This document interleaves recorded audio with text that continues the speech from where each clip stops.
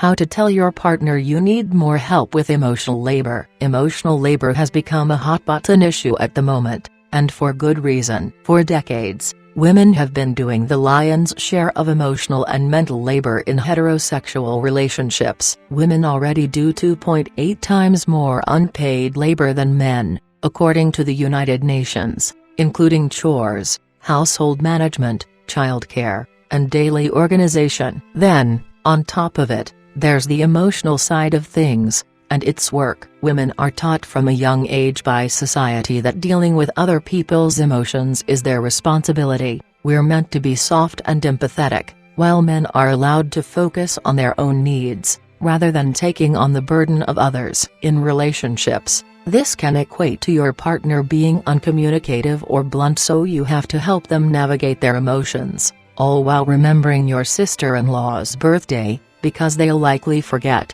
again, and pushing all of your emotions to one side to organize the food and seating plan for the upcoming family holiday. It's exhausting. The good news? It's 2020, and we're moving past this, or starting to, so don't be afraid to talk to your partner. I think that telling your partner that you need them to do more emotional labor should be approached in a direct, straightforward way. Relationship therapist Amy Hartstein tells brides, you may be tempted to complain and air your grievances over how little they have been doing in the past, but that's not likely to get you the results that you want.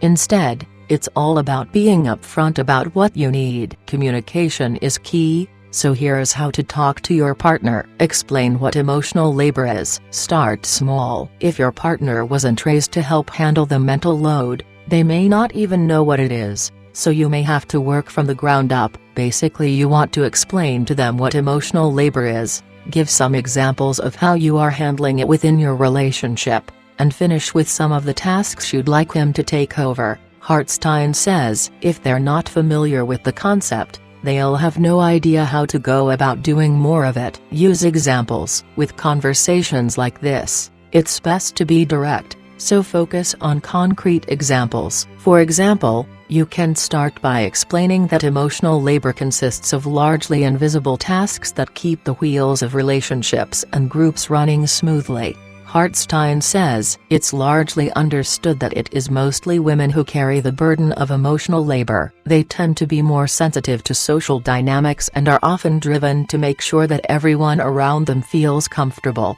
Point to holidays when you've sat with the difficult relative nobody wants to talk to, times when you've had to remind your partner to take your feelings into consideration, or when you feel you've been left to deal with all of the organization for a big event. Try to be matter-of-fact rather than judgmental to keep them from feeling on the back foot. Talk about how it affects you. Even though you don't want to sound judgy, you do want to get across how it makes you feel and the ways you think it's holding back your relationship. Then you can explain that some of the things you are doing that they might not even realize, making small talk with the neighbors, calling his mother, making coffee or serving drinks when friends stop by, sending gifts and cards to the nieces and nephews. Hartstein explains, talk about how that affects you. If you feel hurt, ignored, put upon, or just plain tired. Make sure they see that this is an ongoing issue and explain that you think it would be better if you approached these things as a team. Ask,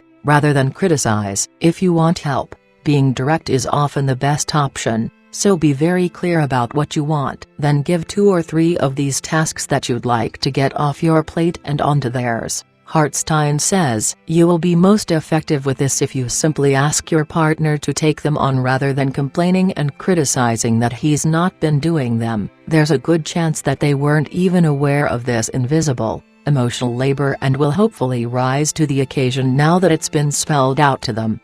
One important point is that partners will often say that if you want them to do more and to help more, then you should just ask. But explain to them that you're asking for help now, in a larger sense, because you shouldn't always have to ask for help. Managing your partner is its own form of mental and emotional labor. You should not have to be the manager of the household and responsible for always delegating tasks. Instead, it's about your partner being aware, seeing what you're doing and what needs to be done, and taking the initiative themselves. It shouldn't be your job to micromanage. We're still in the early stages of recognizing the importance of emotional labor, but it's so important that it's finally happening. Relationships are all about partnerships, and if only one of you is carrying the emotional and mental load, it's not fair, sustainable, or healthy. Be direct, clear, and communicate your needs to your partner. They should want to share that burden.